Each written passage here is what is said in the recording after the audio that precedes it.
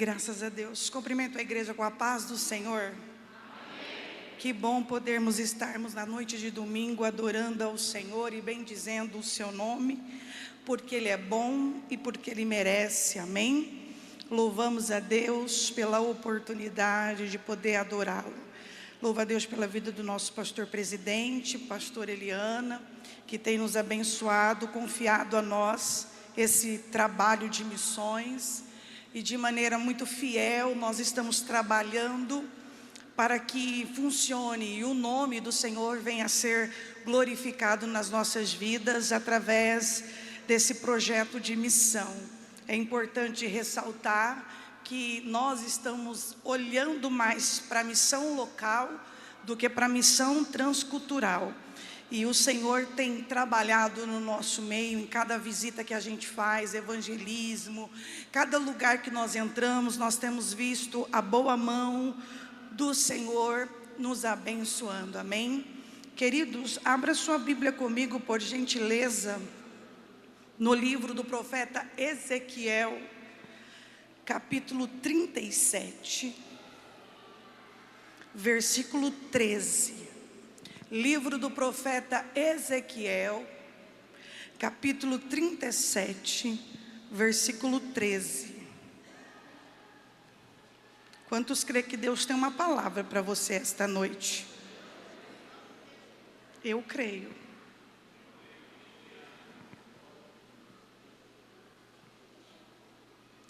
Livro do profeta Ezequiel, capítulo 37, e o versículo 13. Nós iremos ler somente esse versículo, porque o texto do capítulo 37 é muito extenso e eu não quero cansá-los. Mas os irmãos podem continuar com a Bíblia aberta e acompanhando a mensagem, amém? Ezequiel, capítulo 37, versículo 13. E sabereis que eu sou o Senhor, quando eu abrir as vossas sepulturas, e vos sair das vossas sepulturas, ó povo meu.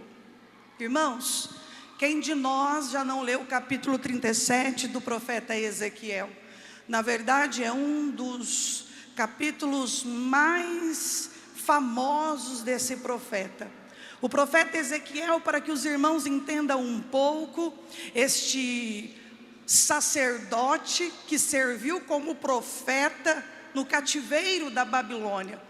Sabemos que Deus quis tratar no caráter do seu povo, porque o seu povo vivia de aparência e não de essência. O seu povo não andava na verdade. Deus levanta uma nação. Preste atenção nisso. Quando Abacuque está orando a Deus, ele está confrontando ao Senhor e dizendo assim para o Senhor: o Senhor não vê o pecado de Israel? O Senhor não vê a frieza de Israel? Ele está trazendo para o Senhor as condições pecaminosas da casa de Israel. Deus vai falar para ele que vai levantar uma nação para tratar com o seu povo. Essa nação, no livro de Abacuque, trata-se dos caldeus, e na verdade é os babilônicos que Deus permite ser levantados para tratar no caráter do seu povo naquele tempo. Observe que Deus tem estratégias para nos conduzir de maneira forçada para entrarmos dentro da sua vontade. Deus não perderia Israel, Deus trataria com Israel. Deus não ia colocá-lo para fora, Deus ia tratá-lo de dentro para fora. Então existem situações que é Deus moldando, que é Deus tratando, que é Deus te encaixando no querite, para que você entre na forma que Deus exige de você. O profeta Ezequiel, ele está nesse ambiente babilônico. Sabemos que teve 3 deportações. O que são as deportações? Na verdade, quando a Babilônia se levanta contra Israel, na primeira deportação, o primeiro grupo que é levado cativo, está Daniel e seus amigos. Na segunda deportação está Ezequiel. E na terceira, o templo é destruído. O profeta Ezequiel chega na Babilônia com 25 anos de idade. Esse jovem com 25 anos de idade, na verdade, ele é filho de um sacerdote chamado Buzi. E esse sacerdote servia no templo, e como sendo sacerdote, o que ia acontecer? Ele também serviria, era a descendência. Você é filho de sacerdote, você também vai servir no templo. Mas quando ele faz 30 anos, que é o início que cabe ao sacerdote sacrificar no templo, Deus vai falar com este jovem Ezequiel. Na onde que ele vai falar com Ezequiel? Perto do rio Quebar, aonde ele residia geograficamente. Quando Deus vai falar com ele, Deus vai chamá-lo para o ministério profético. E por que que ele vai servir no ministério profético e ele não vai servir o sacerdócio? Porque o sacerdócio precisava de templo, precisava de altar, e ali no cativeiro eles não teriam o altar e nem o templo. Deus já havia levantado Daniel no palácio.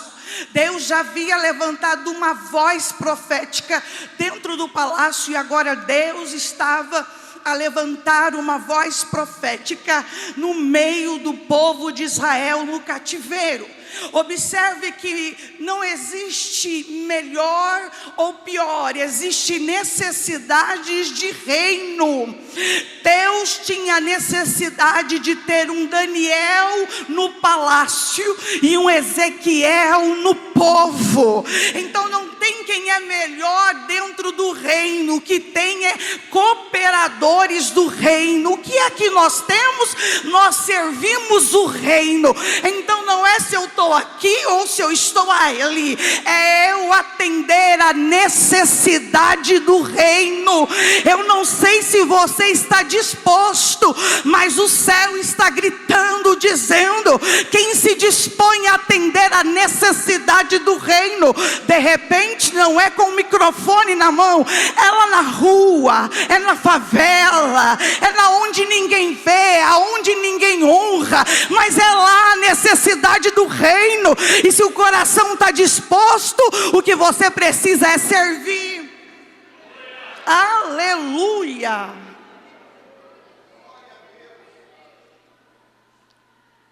Ezequiel é a necessidade de Deus para ser voz no meio do povo. Quando Deus vai o chamá-lo e vocacioná-lo no capítulo 2, ele já tem a expressão, ele já tem a experiência do capítulo 1, porque ele vê Deus se movimentando o seu trono sobre rodas interligadas.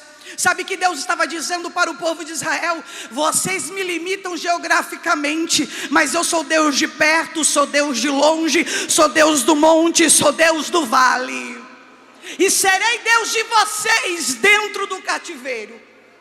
Deus vai vocacioná-lo e vai dizer: coloca-te em pé, se posiciona, porque eu tenho uma palavra para ti. Quando ele recebe o chamado profético, ele começa a sentir o peso disso. Os primeiros anos do chamado do profeta Ezequiel, este jovem de 30 anos, que embora preparado para ser sacerdote, ele está servindo de maneira profética, ele vai ficar 7 anos mudo. Deus vai arrancar a sua voz, ele não vai expressar até que Deus lhe dê uma ordem.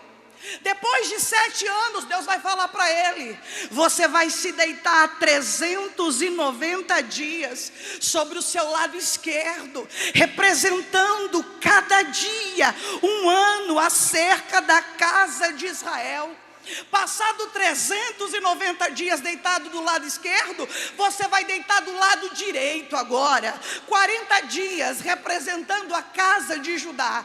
E não só ficar deitado de um lado ou de outro, você vai ter que mudar a sua dieta. Ele não tinha, observe que o profeta Ezequiel não tinha liberdade de escolher o que ele iria comer. Veja nós que achamos que muitas das vezes somos alguma coisa.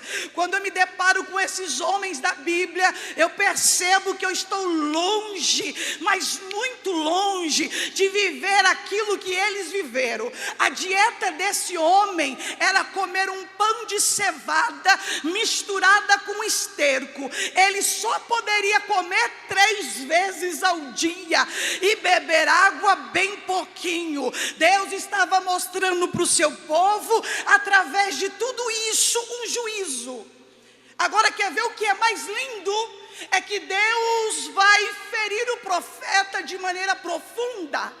Porque nós ouvimos isso, que Deus jamais irá usar alguém sem antes feri-lo profundamente. Porque é bonito dizer, usa-me. É bonito dizer, eis-me aqui. É bonito dizer, eu quero fazer. Mas o bonito não é o falar, é o viver da chamada de Deus. Muitas das vezes nós olhamos para alguém que Deus está trazendo a evidência e sendo conhecido por outros, e a gente acha que aquela pessoa está vivendo somente aquele momento, e a verdade é que por trás daquele momento teve rejeição, por trás daquele momento teve calúnia, por trás daquele momento teve gente não querendo ele perto ou ela perto. Por trás daquele momento houve dores, sofrimentos, angústias. O profeta Ezequiel, ele vai ser ferido por Deus, mas o Senhor não nos fere para nos matar. Deus nos serve para elevar o nível. O capítulo 24 vai dizer para nós que o Senhor vai falar assim para Ezequiel: Ezequiel, hoje eu vou tirar o desejo dos teus olhos, e você não vai chorar, você não vai prantear, você não vai, Ezequiel, fazer luto. A Bíblia vai dizer para nós que o Senhor falou com ele pela manhã, e à tarde a sua esposa faleceu. E ele fez exatamente como o Senhor ordenava. E alguém vai perguntar, por que que Deus vai tirar, vai arrancar a mulher a quem ele ama, a esposa, uma só carne? Deus estava dizendo para Israel, como eu não tenho templo, como eu não tenho vocês e nem adoração, assim é o profeta, também vai ser participante das minhas dores e dos meus sofrimentos. A Bíblia vai dizer para nós que a igreja primitiva também compartilha do sofrimento de Cristo. Nós estamos vivendo uma era nova, ninguém mais quer compartilhar a angústia, a dor, o sofrimento. Estamos vivendo um tempo novo. Recebe, declare. Mas eu tenho uma palavra para te falar esta noite, que o evangelho é uma bênção, mas junto com ele tem uma cruz, e você precisa carregá-la continuamente todos os dias. Ei, o evangelho é uma bênção, mas junto com ele tem uma cruz, junto com o evangelho tem o Getsemane. Entenda o que eu estou pregando esta noite: ter marcas pelo sofrimento do reino não diminui, mas te engrandece.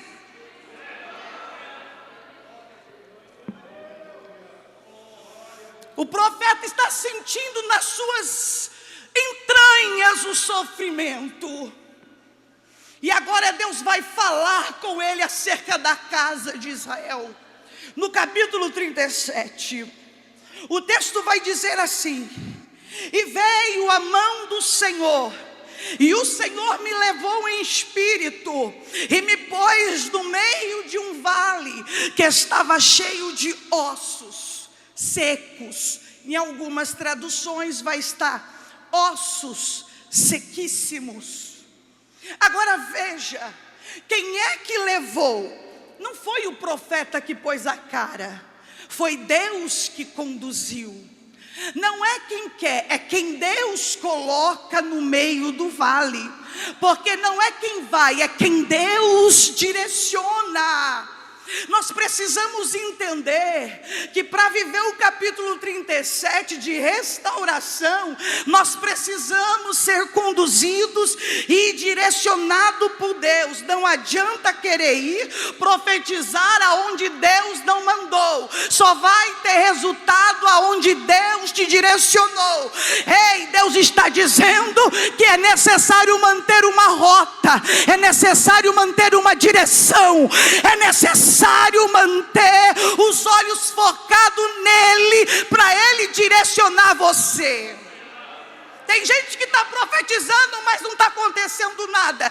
É porque não está direcionado. Mas quem está na direção de Deus pode abrir a boca, pode profetizar, porque através da palavra ele vai gerar, ele vai fazer através da palavra. Orabacaia sépria. Você não está aqui por estar, você está aqui para adorar. E Deus está me dizendo pela palavra: eu vou dar direcionamento para casas, lares e famílias aqui esta noite. Pode receber autoridade. Você vai profetizar e ele vai fazer. Você vai profetizar e ele vai curar. Aquele demônio vai sair de lá hoje. Arabaxandarabacai. Aquela seta vai ser quebrada hoje. O Senhor está dissipando as obras do mal. Oh, glória a Jesus. A gente não vai aonde a gente quer, meus irmãos. A gente vai aonde Ele manda. Atos 16 e o versículo 6 diz que Paulo queria ir para o Oriente, mas o Espírito o impediu, porque o que Deus tinha era no Ocidente. Então não é aonde eu quero, é aonde Ele direciona. Não é onde eu quero, mas é onde Ele me governa para ir. O profeta então, no versículo 2, ele vai dizer assim: e me fez andar ao redor deles, e eis que esses ossos secos eram muito numerosos sobre a face, porque eles estavam sequíssimos. Observe que ele foi feito a andar, ele foi impulsionado a andar, porque o texto está dizendo: e me fez andar. Provavelmente o profeta não gostaria de andar naquele ambiente, porque o ambiente já falava de vale, falava de ossos sequíssimos, falava de sepultura, falava de impossibilidade. Mas o texto está dizendo para nós: e ele me fez andar. Revela que o profeta, não por vontade própria, mas pela vontade de Deus, ele caminhou. Por que Deus fez isso? Porque ela nos remete a entender que talvez haveria uma pitada de desistência. Mas nesta noite eu queria muito que você me ajudasse a pregar e olhasse para quem está do teu lado e dissesse assim: tem pessoas que Deus não deixa desistir. Você pode até querer, mas você não vai. Você até pode querer, mas você não vai. Você até tem vontade de parar, mas você não vai parar. Você até tem vontade de parar de cantar, de pregar, de fazer, mas você não vai parar. Porque não é o homem que vai impedir a sua desistência, é o Deus que te chamou para propósitos específicos, vai te conduzir a viver exatamente o que Ele quer. Oh, aleluia! Capítulo 20 vai dizer de Jeremias que o profeta disse: não vou mais pregar. E aí o profeta vai dizer assim: mas os meus ossos começaram a queimar como fogo, de maneira que não pude suportar. Então o profeta rapidamente volta para o seu ofício. Já disse isso aqui uma vez sobre o profeta, e vou melhorar hoje, porque junto com esta palavra dá mais entendimento sobre isso. Na verdade, o que o profeta está sentindo no capítulo 20 não é fogo, não é brasa de mover de Deus, é fogo, é brasa de dores nos ossos. Então o profeta entende, se ele não for o porta-voz, haverá dor. O profeta entende que se ele não declarar aquilo que Deus ordena, ele viverá na dor. Tem pessoas que estão em ambientes de dores, porque acham que podem resistir o chamado de Deus. Mas eu vim aqui esta noite para dizer: não resista mais, porque você tem vivido este tempo de dor por resistir à palavra. Mas o Senhor está dizendo para você esta noite com autoridade, aleluia, e Ele está dizendo para você: não resista, porque quanto mais resiste, mais vai doer. Quanto mais resiste, mais vai apertar. Quanto mais resiste, mais as coisas vão parar de dar certo. Deus está falando com alguém aqui esta noite. Não sou o profeta. A Bíblia vai dizer de um homem chamado Jonas, profeta. Já tinha profetizado. Então aonde ele está? Ele está na zona de conforto. Ele está tranquilo, porque ele dizia: talvez eu já profetizei, qual a necessidade de eu continuar envolvido? A necessidade está naquilo que Deus tem para você. Tem pessoas que não adianta, não combina você sentar no último banco, não combina você querer se esconder, não combina você não querer adorar, não combina com você, não combina com aquilo que Deus já deu para você. Agora veja, Jonas é convidado por Deus? Não, ele é vocacionado. Jonas, levanta-te. Vai para onde? Você vai lá em Nínive pregar uma mensagem de arrependimento. E eu gosto, porque o texto vai nos informando que a mensagem que ele tem que pregar é uma mensagem que Deus vai dar. E a mensagem que Deus dá é essa: arrependei-vos para que o dia do Senhor não venha sobre vós. A mensagem não tem muita coisa, é uma frase, mas tem efeito. Sabe por que a mensagem tem efeito? Porque ele está dentro da direção de Deus. Agora veja, Jonas, levanta-te e vai para Nínive. Vou nada, aquele povo não merece misericórdia. E nós, irmãos, somos cheios disso. Fulano não merece perdão, ciclano não merece perdão. Quem somos nós? Só entende de misericórdia quem um dia precisou dela. A falta de misericórdia no nosso meio é gigante.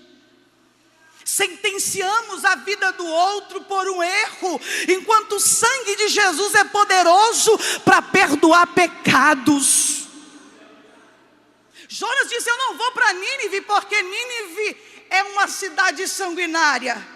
E ele ousadamente vai pegar uma rota contrária para Tarsis.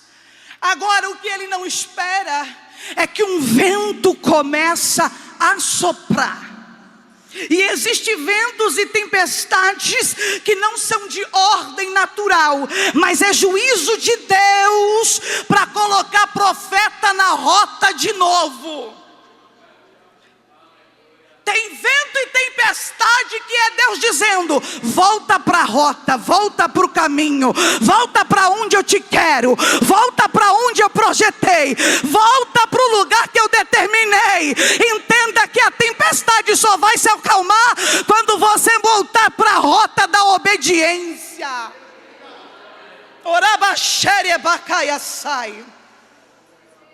Observe então que ele é forçado a andar no meio do vale. Ele é constrangido a andar. E o versículo 4 vai dizer: ouvi a palavra do Senhor. A partir dele ouvir a palavra do Senhor, porque o que gera avivamento é a palavra, igreja.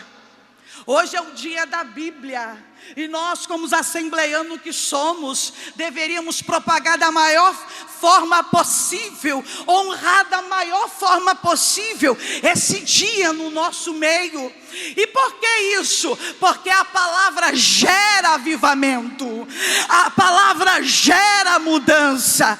Avivamento que não vem de palavra é barulho, avivamento que não vem de palavra é movimento. O avivamento vai nascendo na mudança do caráter, o avivamento vai nascendo na mudança de comportamento, para depois chegar para viver ato 2, sair profetizando, sair ministrando. Deus vai trazer avivamento pela palavra, dizendo: volta para a rota, volta a trilhar o caminho da obediência.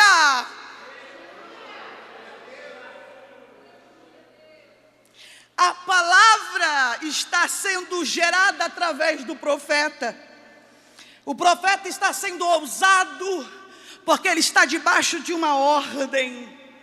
E eu quero dizer algo muito lindo, porque ele começa a profetizar, e o texto vai dizer: como se me deu uma ordem. Profetizar em lugares que aparentemente é produtivo é ótimo.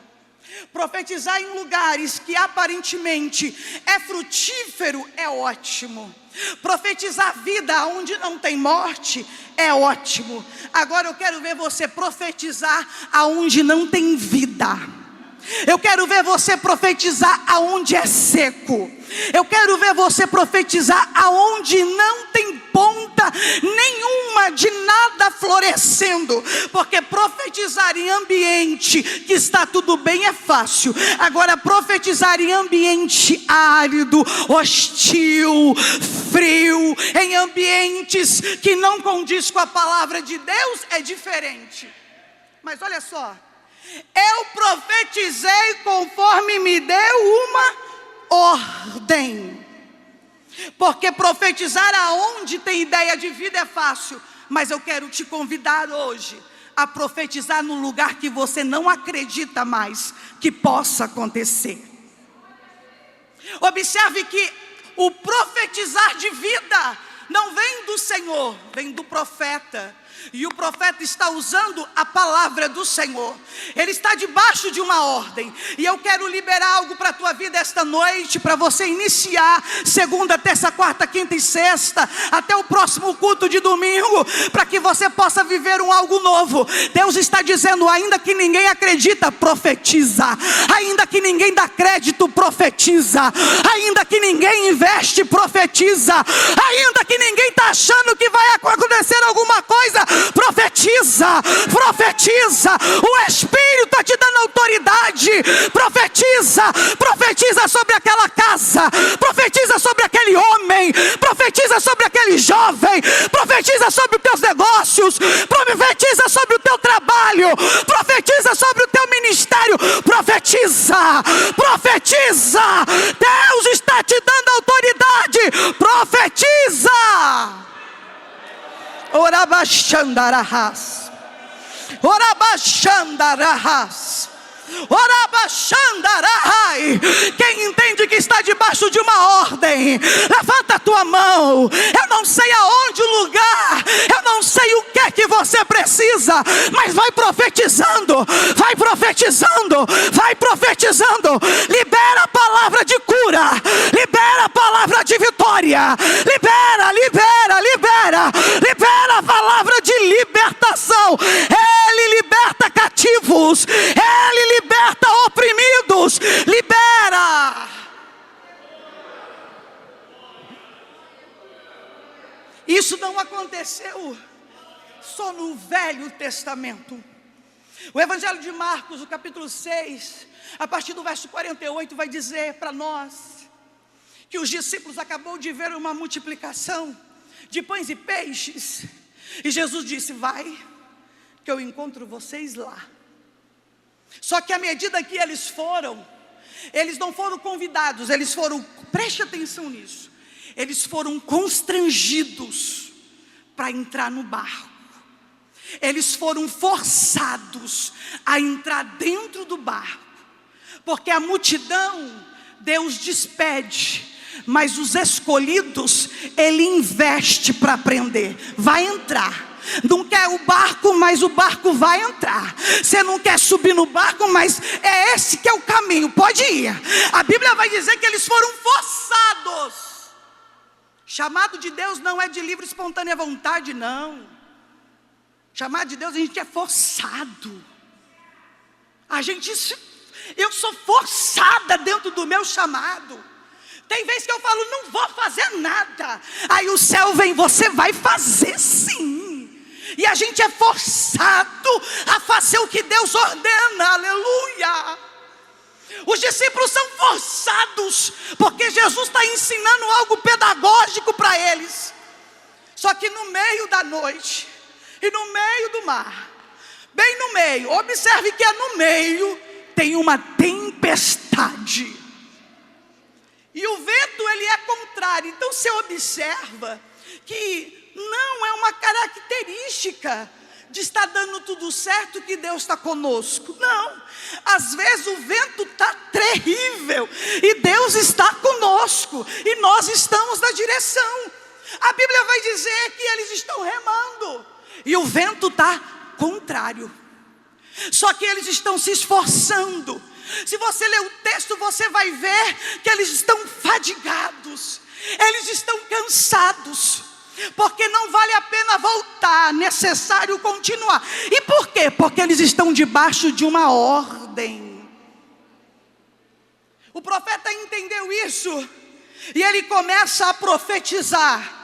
O profeta entendeu isso e ele começa a liberar uma palavra sobre o vale de ossos secos.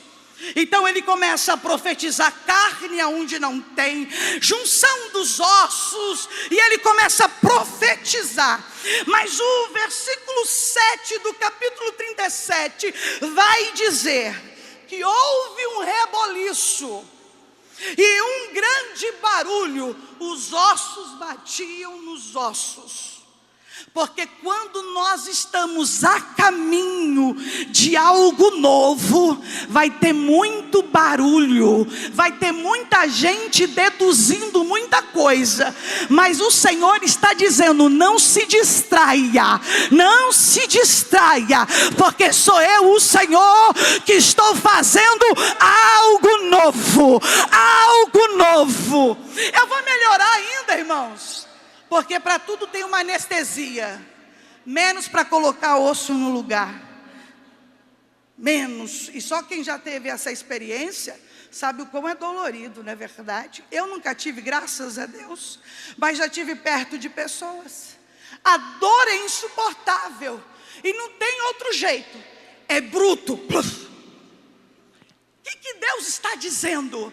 Para colocar os ossos no lugar vai doer, e vai ter barulho, vão perguntar o que está acontecendo, mas qual é o segredo? Não se distraia, porque através disso eu tenho renovo, através disso eu tenho restauração. Tem gente que está perguntando o que está acontecendo lá, o que está acontecendo ali, o que foi aquilo lá. Não tenha trabalho de justificar o que Deus está fazendo. Sabe por quê? Porque Deus vai manifestar a glória através da restauração e do renovo, e nós iremos viver. Orabacalabassúria. Nós iremos viver exatamente o texto que eu li. E saberão que fui eu, o Senhor, que fiz.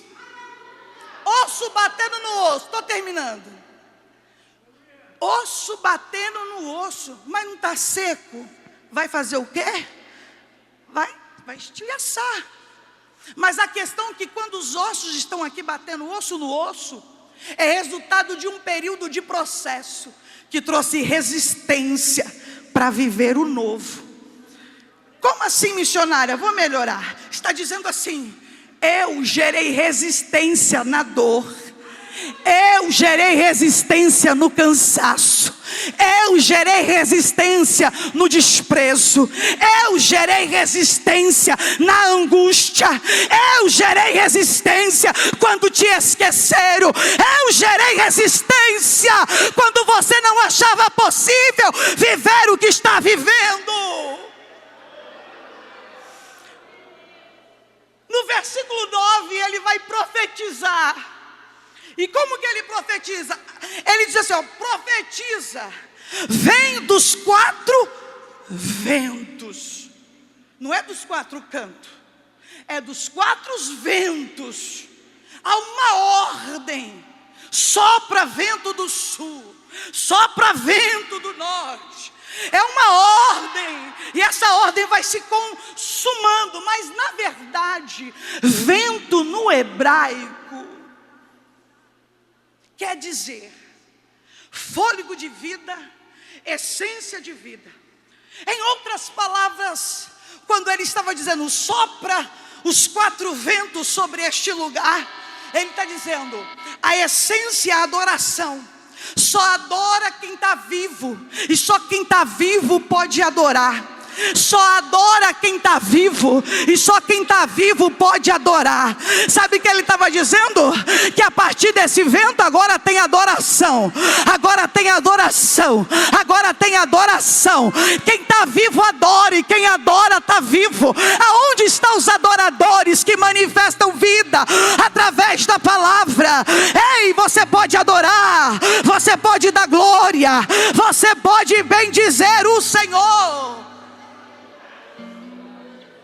Para terminar, versículo 10: e o profeta se fez como lhe deu a ordem, e o exército ficou de pé por causa do Espírito que entrou neles. Deus está a levantar um exército cheio do seu Espírito. Irmãos, eu não sei você, mas eu estou debaixo de oração. Eu estou debaixo de uma guerra espiritual muito grande. E eu vou dizer, eu vou ser ousada. Deus vai levantar um exército através da Assembleia de Deus, Ministério de Ribeirão Preto. O Belém, Deus está a levantar um grande exército cheio do Espírito, que não se embaraça com as coisas desta vida. Quantos crê que hoje, pela autoridade da palavra, o Senhor está visitando as congregações, os dirigentes, os agentes missionários? Está levantando um exército, está levantando um exército. Ele está levantando um exército cheio do Espírito Santo. Orabalaba xerebahas.